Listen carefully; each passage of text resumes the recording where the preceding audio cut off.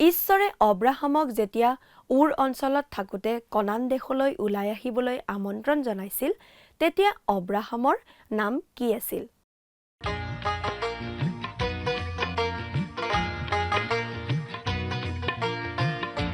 আজিৰে পবিত্ৰ ক্ষণতে উজ্বলি উঠা খ্ৰীষ্টৰ জ্যোতি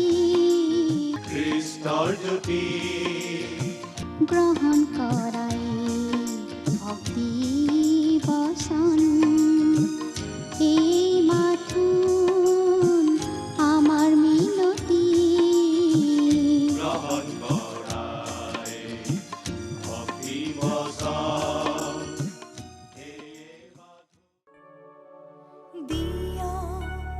দিয়া নাম দৰ্শন তোমাৰে প্ৰভু দিয়া নাম দৰ্শন তোমাৰে প্ৰভু দিয়া নাম দৰ্শন তোমাৰে প্ৰভু দিয়া নাম দৰ্শন তোমাৰে প্ৰভু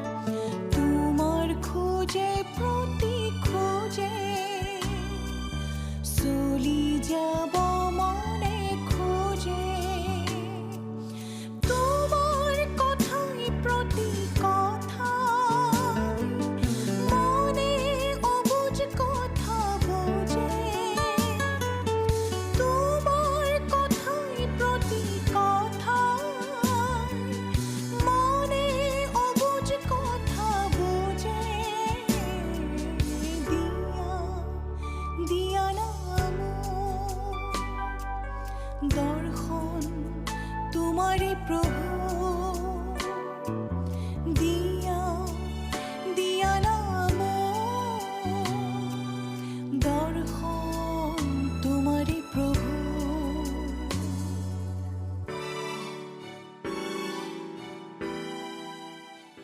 জয় জয়তে আমাৰ দৰ্শকসকললৈ প্ৰভু যীশু খ্ৰীষ্টৰ মহান নামত নমস্কাৰ জনাইছোঁ। আমাৰ এই ভক্তিবচন অনুষ্ঠানৰ যোগেৰে আপোনালোকক লগ পাই আমি নথৈ আনন্দিত হৈছোঁ। এই ভক্তিবচন অনুষ্ঠান হৈছে ধাৰাবাহিক বাইবেল অধ্যয়নৰ অসমীয়া অনুষ্ঠান। গোটেই বাইবেল শাস্ত্ৰখনেই আমি ইয়াত অধ্যয়ন কৰিম।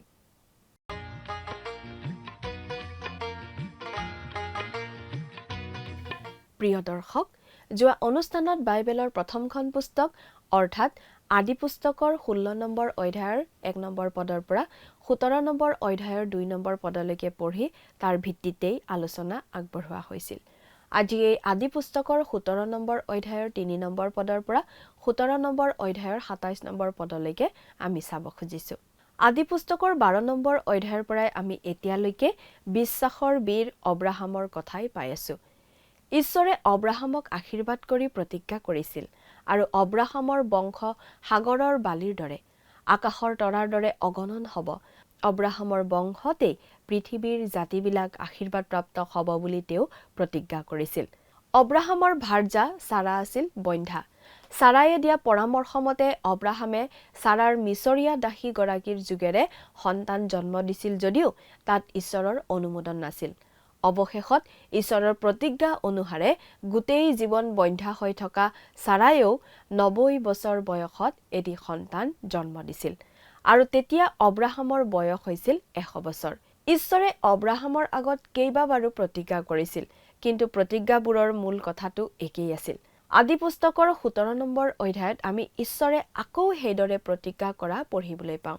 ঈশ্বৰে অব্ৰাহামক সুন্নত কৰা নিয়মটো দিয়াও আমি ইয়াতে দেখা পাওঁ। আহকচোন আমি এতিয়া অধ্যায়টোৰ মাজলৈ আগবাঢ়ি যাওঁ। প্ৰিয় শ্ৰোতা, আদি পুস্তকৰ 17 নম্বৰ অধ্যায়ত আমি দেখিবলৈ পাওঁ ঈশ্বৰে অব্ৰাহামৰ আগত দেখা দি এটা চুক্তি কৰাৰ কথা। ঈশ্বৰে এই প্ৰতিজ্ঞা কৰিলে যে তেওঁ অব্ৰাহামক এটি সন্তান দিব। এতিয়া বাইবেলৰ পৰা পাঠ কৰি দিম। আদি পুস্তক 17 নম্বৰ অধ্যায়ৰ 3 আৰু 4 নম্বৰ পদ দুটা পঢ়ি দিম, শুনিবচোন। তেতিয়া অব্ৰাম উবুৰি হৈ পৰিলত ঈশ্বৰে তেওঁৰে সৈতে কথা হৈ ক'লে, দেখা, ময়েই তোমাৰে সৈতে মোৰ নিয়ম স্থিৰ কৰিছোঁ, তাতে তুমি জাতিসমূহৰ আদিপিতৃ হ'বা। ঈশ্বৰে অব্ৰাহামক কৈছে যে তেওঁ বহু জাতিৰ পিতৃ হ'ব। আমি এই কথা নিশ্চিতভাৱে ক'ব পাৰোঁ যে আজিলৈকে পৃথিৱীত যিমান মানুহৰ জন্ম হৈছে সেই সকলোৰে মাজত অব্ৰাহামৰ সন্তানৰ সংখ্যাই সকলোতকৈ বেছি। কল্পনা কৰি চাওকচোন, ৪,০০০ বছৰ ধৰি দুটা ডাঙৰ বংশ চলি আছে, ইছমাইলৰ বংশ আৰু ইছহাকৰ বংশ, আৰু দুয়োটা বংশতেই কোটি কোটি মানুহৰ জন্ম হৈছে। এই বংশ দুটাৰ এটাও নষ্ট হৈ যোৱা নাই, হেৰাই যোৱা নাই। নিশ্চয় যথেষ্ট ডাঙৰ পৰিয়াল। ইয়াৰ লগতে আমি যোগ দিব পাৰোঁ অব্ৰাহামৰ অগণন আত্মিক সন্তানৰ সংখ্যাবিলাক। কাৰণ আমাক অৰ্থাৎ খ্ৰীষ্টীয় বিশ্বাসীসকলক অব্ৰাহামৰ সন্তান বুলি কোৱা হয় খ্ৰীষ্টত আমি কৰা বিশ্বাসৰ যোগেদি। ৰোমিয়া 4 নম্বৰ অধ্যায়ৰ 16 নম্বৰ পদত অব্ৰাহামৰ বিষয়ে কৈ পাচনি পৌলে এই বুলি কৈছে, শুনিবচোন। এই কাৰণে যিহতে সেই প্ৰতিজ্ঞা সকলো বংশলৈ, অৰ্থাৎ কেৱল বিধানৰ দ্বাৰাই ধাৰ্মিক হোৱাবিলাকলৈ নহয়, কিন্তু অব্ৰাহামৰ বিশ্বাসৰ দ্বাৰাই ধাৰ্মিক হোৱাবিলাকলৈকো যেন স্থিৰ থাকে, তাৰ কাৰণে অনুগ্ৰহৰ দৰে তেওঁবিলাক উত্তৰাধিকাৰী হ'বলৈ তেওঁবিলাকৰ উত্তৰাধিকাৰ বিশ্বাসৰ দ্বাৰাইহে হয়। ৰোমিয়া 4 নম্বৰ অধ্যায়ৰ 16 নম্বৰ পদ। অৰ্থাৎ অব্ৰাহাম পিতৃ খ্ৰীষ্টীয় বিশ্বাসীসকলৰ, ইছৰাইল জাতিৰ আৰু ইছমাইলৰ যুগেৰে হোৱা আৰবীয়া লোকসকলৰো। ইমান বৃহৎ সংখ্যাৰ লোকবিলাকৰ কথা কল্পনা কৰি চাওকচোন। ইয়াত ঈশ্বৰে অব্ৰাহামক কৈছে, মই তোমাক বহু জাতিৰ পিতৃ কৰিম, আৰু ঈশ্বৰে সেই প্ৰতিজ্ঞা ৰক্ষা কৰিছে। 5 নম্বৰ পদ। তোমাৰ নাম অব্ৰাম বুলি আৰু মতা নহ'ব, কিন্তু তোমাৰ নাম অব্ৰাহামহে হ'ব, কিয়নো মই তোমাক জাতিসমূহৰ আদিপিতৃ কৰিলোঁ। অব্ৰাম মানে হৈছে উচ্চ পিতৃ, অথবা উচ্চতাৰ পিতৃ, অথবা উচ্চ আসন পোৱা পিতৃ। আনহাতে অব্ৰাহাম মানে হৈছে অগণন লোকৰ পিতৃ। অব্ৰাহামৰ বিশ্বাস সম্বন্ধে অলপ ভাল ধাৰণা এটা কৰিবলৈ আমি ইয়াতে এটা ঘটনা কল্পনা কৰিব খুজিছোঁ। কল্পনা কৰক, ধৰক এদিন ৰাতি বুঢ়া আব্ৰাহাম আৰু ছাৰা উঠিল, আৰু তেওঁলোকে তম্বুৰ চাৰিওপিনে ঘূৰি ফুৰোতে হিব্ৰোনৰ সৰু নিজৰাই সৃষ্টি কৰা মৰুদ্যানত উপস্থিত হ'লহি এদল বেপাৰী। অব্ৰাহামে তেওঁলোকক লগ পাবলৈ গ'ল, আৰু তেওঁলোকে তেওঁলোকৰ উটবোৰক পানী খুৱাব পাৰিবনে বুলি সুধিলে। সেই সময়ত বহুতো অতিথিপৰায়ণ লোক আছিল। সেই সময়ত কোনো মানুহে ঘৰত আশ্ৰয় দি অতিথি সেৱা নকৰিলে কোনো মানুহৰ বাবেই আচলতে যাত্ৰা কৰাটো সম্ভৱপৰ নাছিল। কিন্তু আজি বাৰু কোনো অচিনাকি মানুহক আমি ঘৰত আশ্ৰয় দি ৰাখিমনে? আজি আমাৰ সংস্কৃতি বেলেগ হ'ল। কিন্তু সেই সময়ত মানুহবোৰ যথেষ্ট অতিথিপৰায়ণ আছিল। আমি ভবাৰ দৰে অসভ্য বৰ্বৰ নাছিল। এতিয়া কাল্পনিক ঘটনাটোলৈ আহোঁ। অব্ৰাহামে সেই বেপাৰীবোৰক লগ পাবলৈ গ'ল আৰু তেওঁলোকক ক'লে, নিশ্চয় অলপ জিৰণি লওক, মই আপোনালোকৰ উটবোৰক পানী খুৱাম। আপোনালোক কিছুদিন থাকিবনে? তেওঁলোকে ক'লে, নাই, আমি ব্যৱসায়ৰ কামত আহিছোঁ আৰু সোনকালে মিছৰ পাবগৈ লাগে। এজন মানুহে সুধিলে, আপোনাৰ নাম কি? অব্ৰামে উত্তৰ দিলে, উচ্চ পিতৃ। মানুহজনে কৈ উঠিল, ল'ৰা নে ছোৱালী? অব্ৰামে ক'লে, মোৰ কোনো সন্তান নাই। মানুহবোৰৰ হাঁহি উঠিল। তেওঁলোকে হাঁহি হাঁহি ক'লে, আপোনাৰ কোনো ল'ৰা ছোৱালী নাই আৰু আপোনাৰ নাম অব্ৰাম? কোনো সন্তান নথকাকৈ আপুনি পিতৃ কেনেকৈ হ'ব পাৰে? তেওঁলোকে মৰুভূমিৰ মাজেৰে হাঁহি হাঁহি যাত্ৰা কৰি গ'ল। এনেদৰে 6 মাহমান পাৰ হৈ গ'ল। 6 মাহৰ পাছত সেই বেপাৰীবিলাক আকৌ উভতি আহিল আৰু অব্ৰাহামক দেখি ক'লে, হেৰা উচ্চ পিতৃ। তেতিয়া তেওঁ উত্তৰ দি ক'লে, মোৰ নাম আৰু উচ্চ পিতৃ নহয়, এতিয়া মোৰ নাম অগণন লোকৰ পিতৃ। তেতিয়া মানুহবোৰে ক'লে, যজা সন্তান জন্মিল নেকি? অব্ৰাহামে ক'লে, নাই, মোৰ এতিয়াও কোনো সন্তান জন্ম হোৱা নাই। মানুহবোৰে আৰু অধিক হাঁহিৰ খোৰাক পালে। হেৰা, সন্তান নোহোৱাকৈয়ে তেওঁ পিতৃ নাম পাইছিল। অব্ৰাহাম আছিল অব্ৰাহাম, অগণন লোকৰ পিতৃ। সেই সময়ত তেওঁ বিশ্বাসৰ যোগেদিয়েই পিতৃ হৈছিল। কিন্তু 4000 বছৰ পাছত আজি আমি দেখিবলৈ পাইছোঁ ঈশ্বৰে তেওঁৰ প্ৰতিজ্ঞা পূৰণ কৰিছে। নামটো সফল হ'ল অব্ৰাহাম। অব্ৰাহামেই হ'ল অগণন লোকৰ পিতৃ। অব্ৰাহামেই হ'ল।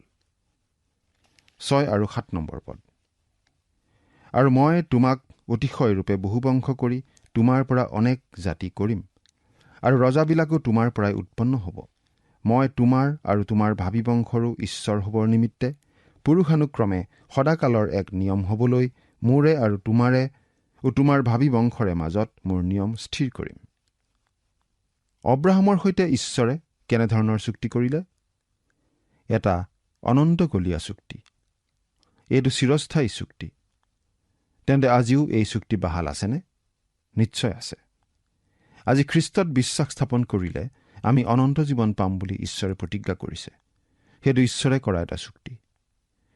যদি ঈশ্বৰে অব্ৰাহামৰ সৈতে কৰা চুক্তি পালন কৰা নাই, তেন্তে আমাৰ সৈতে কৰা চুক্তিও পালন কৰিবনে নাই আমাৰ সন্দেহ হ'বই। কিন্তু প্ৰিয় শ্ৰোতা, ঈশ্বৰে অব্ৰাহামৰ সৈতে কৰা চুক্তি পালন কৰিছে আৰু আমাৰ সৈতে কৰা চুক্তিও তেওঁ পালন কৰিবই। 8 নম্বৰ পদ। আৰু তুমি প্ৰবাস কৰা এই দেশ, এই সমুদায় কনান দেশ মই তোমাক আৰু তোমাৰ ভাবি বংশকো সদাকালৰ অধিকাৰৰ অৰ্থে দিম, আৰু মই সিবিলাকৰো ঈশ্বৰ হ'ম। ঈশ্বৰে অব্ৰাহামক তেওঁ কৰিব বুলি কৈছে। ঈশ্বৰে কৈছে, মই কৰিম, দিম। তোমাৰ পৰা অনেক জাতি কৰিম। মোৰে আৰু তোমাৰে ও তোমাৰ ভাবি বংশৰে মাজত মোৰ নিয়ম স্থিৰ কৰিম। কনান দেশ মই তোমাক আৰু তোমাৰ ভাবি বংশকো সদাকালৰ অধিকাৰৰ অৰ্থে দিম, আৰু মই সিবিলাকৰো ঈশ্বৰ হ'ম। ঈশ্বৰে এই লোকসকলৰ সৈতে যি চুক্তি কৰিছে সেইটো অনন্তকলীয়া চুক্তি। গতিকে এইটো ভংগ নহয় আৰু চুক্তি শেষ হৈও নাযায়। ঈশ্বৰে তেওঁলোকক 99 বছৰীয়া লিজত দেশখন দিয়া নাছিল। তেওঁলোকক অনন্তকলীয়া অধিকাৰ দিছিল। সেই দেশত ইব্ৰী লোকসকল 3 বাৰ সংস্থাপিত হৈছে। সেই দেশ তেওঁলোকৰ। কিন্তু দৰকাৰী কথাটো এইয়ে যে সেই দেশ তেওঁলোকে অধিকাৰ কৰিব পাৰিব কেইটামান চৰ্ততহে। প্ৰথমতে, ঈশ্বৰে তেওঁলোকক মিছৰ দেশলৈ পঠিয়াই চেদেলি ভেদেলি কৰি দিছিল। তেওঁলোক তালৈ গৈছিল প্ৰায় 70 জন লোকৰ এটা পৰিয়াল হিচাপে আৰু উভতি আহিছিল প্ৰায় 5 লাখ লোকৰ এটা জাতি হিচাপে। তেওঁলোকে প্ৰতিমা সেৱাত ৰত হোৱা কাৰণে আৰু ঈশ্বৰৰ হৈ সাক্ষ্য দিয়াত ব্যৰ্থ হোৱা কাৰণে তেওঁলোকক আকৌ সেই দেশৰ পৰা খেদি পঠিয়াই বাবিল দেশত বন্দী হ'বলৈ পঠিয়াইছিল। আমি দেখিবলৈ পাওঁ যে তেওঁলোকক 70 চনত সেই দেশৰ পৰা আকৌ খেদি পঠিওৱা হৈছিল, কাৰণ তেওঁলোকে মচীহ অৰ্থাৎ যীশুখ্ৰীষ্টক প্ৰত্যাখ্যান কৰিছিল। আচলতে তেওঁলোক আৰু প্ৰকৃত অৰ্থত সেই দেশলৈ উভতি অহা নাই। ঈশ্বৰে প্ৰতিজ্ঞা কৰিছিল যে তেওঁলোকক সেই দেশৰ পৰা 3 বাৰ খেদি পঠিওৱা হ'ব আৰু তেওঁলোক 3 বাৰ পুনৰ সংস্থাপিত হ'ব। তেওঁলোক ইতিমধ্যে 2 বাৰ ঘূৰি আহিছে। তৃতীয়বাৰ আচল অৰ্থত ঘূৰি আহিবলৈ এতিয়াও বাকী। তেওঁলোক তৃতীয়বাৰ ঘূৰি আহিলে আৰু কেতিয়াও তেওঁলোকক সেই দেশৰ পৰা বিতাড়িত কৰা নহ'ব। ঈশ্বৰে ইছৰাইল জাতিক চাৰিওপিনৰ পৰা আনি সেই দেশত সংস্থাপিত কৰিলেই সেই 1000 বছৰীয়া শাসনৰ দিন আহিব। 9 নম্বৰ পদৰ পৰা 11 নম্বৰ পদ। অব্ৰাহামক আকৌ ক'লে, তুমি হ'লে মোৰ নিয়মটি পালন কৰিব লাগে। তুমি আৰু তোমাৰ ভাবি বংশয়ো পুৰুষানুক্ৰমে তাক পালন কৰিব লাগে, আৰু মোৰে তোমালোকৰে ও তোমাৰ ভাবি বংশৰে মাজত স্থাপিত মোৰ যি নিয়ম পালন কৰিব লাগে সেয়ে এই, তোমালোকৰ প্ৰত্যেক পুৰুষৰ সুন্নত হ'ব লাগিব। তোমালোকে নিজ নিজ লিংগাগ্ৰ চৰ্ম ছেদন কৰিবা, সেয়েই মোৰে আৰু তোমালোকৰে মাজত স্থাপিত নিয়মটিৰ চিন হ'ব।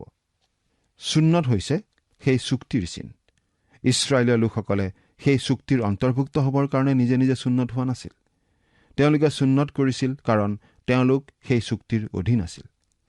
ঈশ্বৰে সেই চুক্তি তেওঁলোকৰ সৈতে কৰিছিল। ঠিক একেদৰে আজি খ্ৰীষ্টীয় বিশ্বাসীৰ ক্ষেত্ৰত আমি ক'ব পাৰোঁ যে আজি আমি পৰিত্ৰাণ লাভ কৰিবৰ কাৰণে সৎকৰ্ম কৰিব নালাগে, কিন্তু আমি সৎকৰ্ম কৰিব লাগে কাৰণ আমি পৰিত্ৰাণ পোৱা লোক। প্ৰতিজন খ্ৰীষ্টীয় বিশ্বাসীৰ ক্ষেত্ৰত এই কথাটো খাটে। সৎকৰ্মৰ যোগেদি আমি পৰিত্ৰাণ অৰ্জন নকৰোঁ, কিন্তু পৰিত্ৰাণ লাভ কৰাৰ পাছত আমি পৰিত্ৰাণ পোৱা ব্যক্তি হিচাপেহে সৎকৰ্মত লিপ্ত হ'ব লাগে।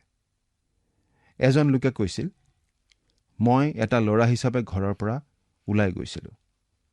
যদিও মই বহু ধৰণৰ পৰিস্থিতিত পৰিছিলোঁ, মই একেবাৰে বেয়া ল'ৰা হৈ যোৱাৰ পৰা এটা কথাই মোক ধৰি ৰাখিছিল।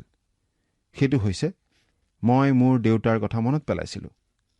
মই নিজকে কৈছিলোঁ, মই মোৰ দেউতাৰ ল'ৰা, এই কাম মই কৰিব নোৱাৰোঁ বা তেনে কামত মই লিপ্ত হোৱা উচিত নহয়।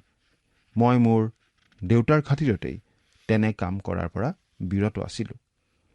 কিন্তু কিছুমান বেয়া কাম নকৰাৰ বাবে মোৰ দেউতাৰ সন্তান মই হোৱা নাছিলোঁ।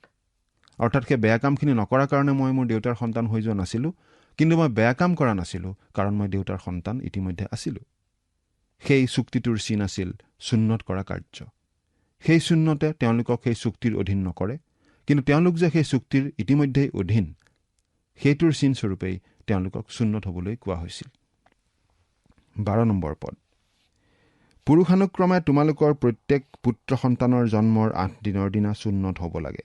ঘৰত উপজা বা কোনো পৰজাতিৰ পৰা ধনে কিনা তোমাৰ বংশৰ নোহোৱা এনে তোমাৰ বন্দীৰো সুন্নত হ'ব লাগে।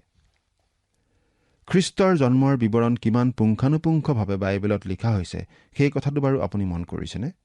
তেওঁৰ জন্মৰ যোগেদি সকলোবোৰ বিধান সিদ্ধ হৈছিল। এই কথা লিখা আছে যে তেওঁ অব্ৰাহামৰ বংশৰ, দাউদৰ বংশৰ, তেওঁ সেই প্ৰতিজ্ঞাৰ বংশৰে লোক, আৰু 8ম দিনা তেওঁক সুন্নত কৰা হৈছিল। তেওঁ বিধানৰ সকলো সিদ্ধ কৰি জন্মিছিল। 13 নম্বৰ পদ। তোমাৰ ঘৰত উপজা আৰু তোমাৰ ধনে কিনা লোকৰ সুন্নত হ'বই লাগে। এইদৰে মোৰ নিয়মটি তোমালোকৰ মাংসত চিৰকালৰ নিয়ম হ'ব। সুন্নত সেই চুক্তিৰ চিন আছিল। চুক্তিৰ অধীন হ'বলৈ নহয়, কিন্তু তেওঁলোক চুক্তিৰ অধীন বাবেহে চিনস্বৰূপে সুন্নত হৈছিল। ঈশ্বৰে ইতিমধ্যে তেওঁলোকৰ লগত সেই চুক্তি কৰিছিল। 14 নম্বৰ পদ। কিন্তু যাৰ লিংগাগ্ৰ চৰ্ম ছেদন কৰা নহয়, এনে সুন্নত নোহোৱা পুৰুষক নিজ লোকৰ মাজৰ পৰা উচ্ছন্ন কৰা হ'ব। সি মোৰ নিয়ম লংঘন কৰিলে। সেই চুক্তি নমনা লোকসকলে চুক্তিৰ বিৰুদ্ধে বিদ্ৰোহ কৰাৰ কথা কোৱা নাই, কিন্তু তেনে অবাধ্যতাৰ অৰ্থ এই হ'ব যে তেনে লোকক জাতিৰ পৰা বাহিৰ কৰা হ'ব। কিন্তু জাতিটোৰ কথাত আমি এই বুলি ক'ব লাগিব যে কোনো ব্যক্তি বা গোটেই ঈশ্বৰে অব্ৰাহাম আৰু তেওঁৰ উত্তৰ পুৰুষৰ লগত কৰা এই চুক্তি নোহোৱা কৰি পেলাব নোৱাৰে। এইটো এটা চিৰস্থায়ী চুক্তি। চুক্তি নমনা ব্যক্তিক আঁতৰ কৰা হৈছিল, কিন্তু চুক্তি বাহাল আছিল। 15 নম্বৰ পদ। পাছে ঈশ্বৰে অব্ৰাহামক ক'লে, তোমাৰ ভাৰ্যা চাৰিৰ বিষয়ে হ'লে তেওঁক চাৰি বুলি আৰু নেমাতিবা, কিন্তু তেওঁৰ নাম চাৰা, ৰাণী হ'ব। আগতে তেওঁৰ নাম আছিল চাৰি, কিন্তু এতিয়া হ'ল চাৰা। 16 নম্বৰ পদ। মই তেওঁক আশীৰ্বাদ কৰিম আৰু তেওঁৰ পৰাও তোমাক এটি পুত্ৰও দিম। এনেকি মই তেওঁক আশীৰ্বাদ দিয়াত তেওঁ অনেক জাতিৰ আদিমাতৃ হ'ব, আৰু নানা দেশৰ ৰজাবিলাকো তেওঁৰ পৰাই উৎপন্ন হ'ব। যদি বৃদ্ধ অব্ৰাহাম জাতিবিলাকৰ পিতৃ হয়, তেন্তে চাৰা হ'ব জাতিবিলাকৰ মাতৃ। 17 নম্বৰ পদ। তেতিয়া অব্ৰাহামে উবুৰি হৈ পৰি হাঁহি মনতে ক'লে, 100 বছৰীয়া পুৰুষৰ সন্তান হ'বনে, আৰু 90 বছৰীয়া চাৰাই প্ৰসৱ কৰিবনে? বৃদ্ধ অব্ৰাহামে কেৱল হাঁহিলে। এনেকুৱা হ'ব পাৰেনে বুলি ভাবি নিশ্চয় অব্ৰাহামৰ হাঁহি উঠিছিল। আমাৰ জীৱনতো কেতিয়াবা ঈশ্বৰে এনে আচৰিত ধৰণৰ কাম কৰে যে আমাৰো হাঁহি উঠি যায়। চাৰাৰ গৰ্ভত আছিল মৃত্যু, আৰু অব্ৰাহাম প্ৰায় মৃত আছিল। পাচনি পৌলে এই কথাটো কেনেভাৱে বৰ্ণাইছে আপুনি কেতিয়াবা লক্ষ্য কৰিছেনে? ৰোমিয়া 4 নম্বৰ অধ্যায়ৰ 17 পৰা 22 নম্বৰ পদলৈকে পঢ়িম, শুনিবচোন।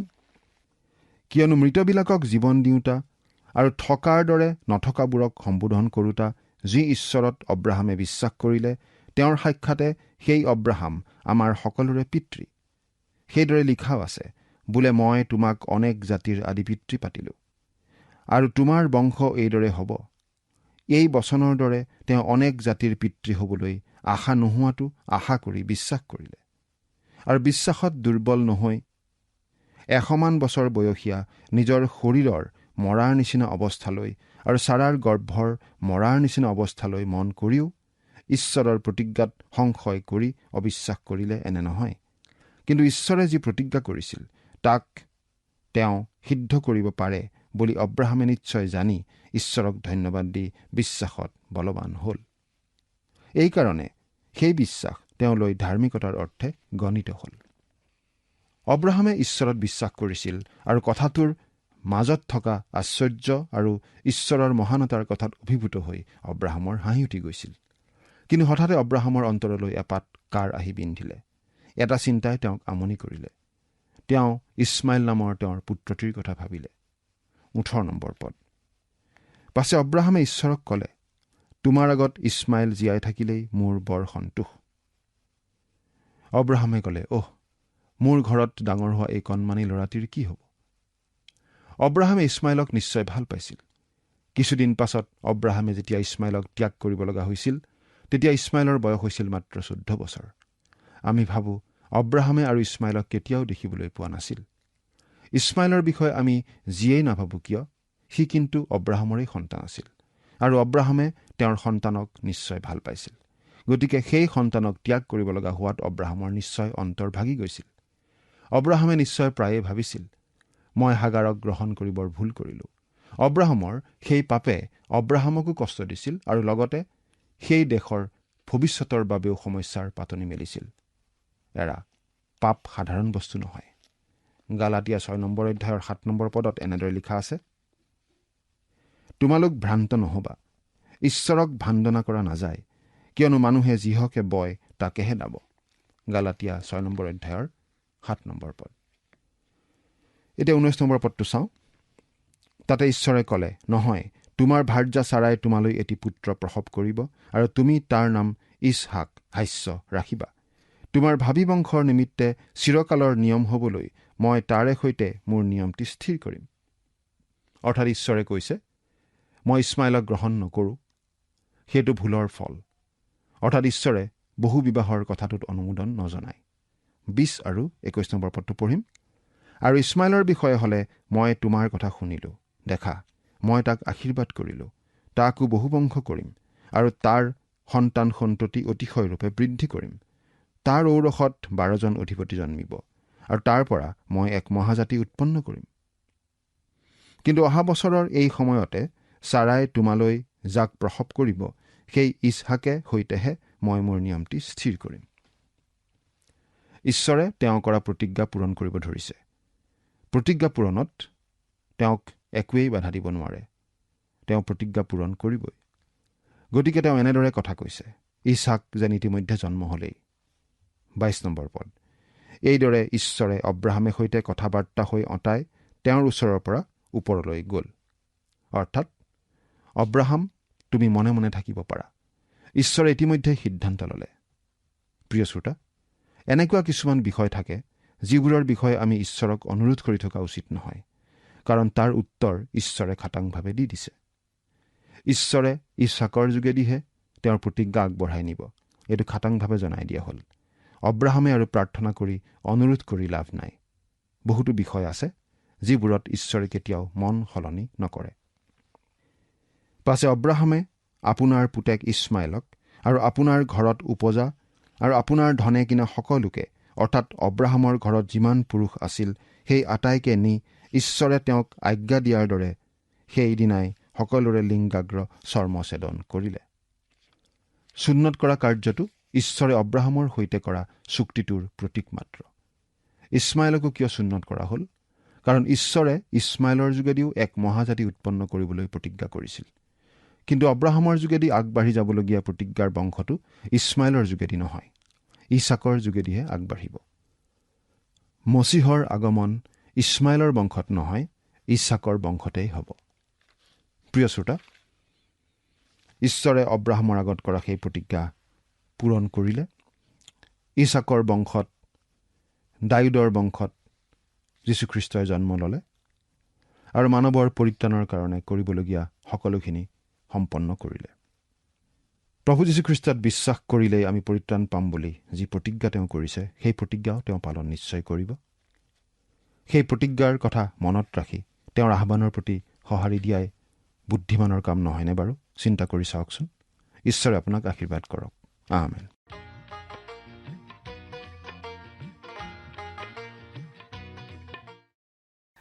ঈশ্বৰে অব্ৰাহামক যেতিয়া কনান দেশলৈ ওলাই আহিবলৈ আমন্ত্ৰণ জনাইছিল, তেতিয়া অব্ৰাহামৰ নাম আছিল অব্ৰাম।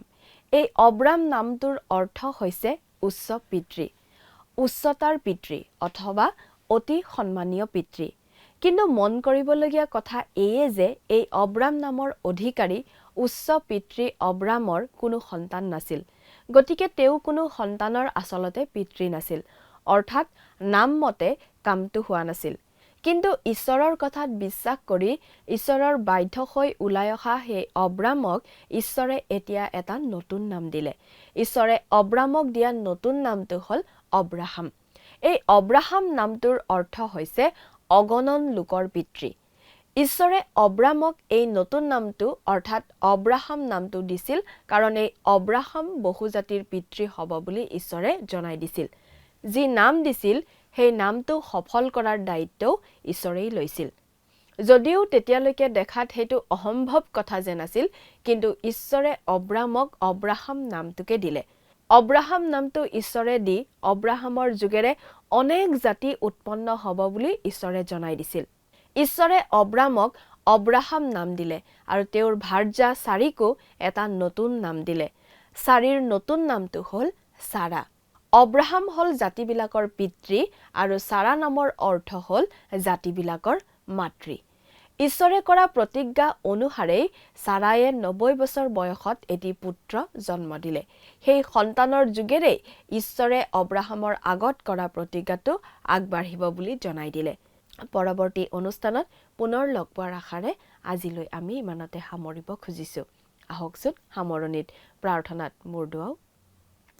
স্বৰ্গত থকা অতি মৰমীয়াল দয়ালু পিতৃ ঈশ্বৰ, ধন্য হওক প্ৰভু তোমাৰ নাম। তোমাৰ পবিত্ৰ বাক্য অধ্যয়নৰ সুন্দৰ সময় সুযোগ দিলা, তাৰ বাবে প্ৰভু তোমাক ধন্যবাদ জ্ঞাপন কৰিছোঁ। প্ৰভু এই সময়তে আমি তোমাৰ বাক্য অধ্যয়নৰ যোগেদি প্ৰভু যি আমি বুজি পাইছোঁ, আমাৰ জীৱনত হয়তো অনেক ধৰণৰ বিভিন্ন পৰিস্থিতি প্ৰভু আমি সন্মুখীন হওঁ বা প্ৰভু নানান ধৰণৰ আমি চিন্তাত থাকোঁ।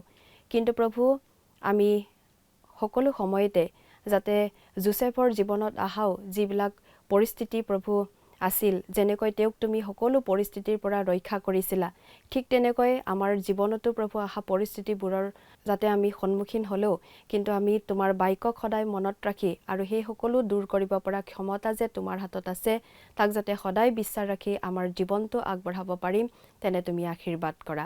এই সকলো যাচনা মহান ত্ৰাণকৰ্তা প্ৰভু যীশুখ্ৰীষ্টৰ নামত অৰ্পণ কৰিলোঁ। আমেন। যোৱা অনুষ্ঠানত প্ৰচাৰিত প্ৰশ্নটিৰ শুদ্ধ উত্তৰটো হৈছে অপশ্যন বি 7টা। আজিৰ অনুষ্ঠানৰ ওপৰত আধাৰিত প্ৰশ্নটি হৈছে চাৰা নামটোৰ অৰ্থ হৈছে অপশ্যন এ দাসী, অপশ্যন বি মালিকনী, অপশ্যন চি গুণৱতী, অপশ্যন ডি ৰাণী।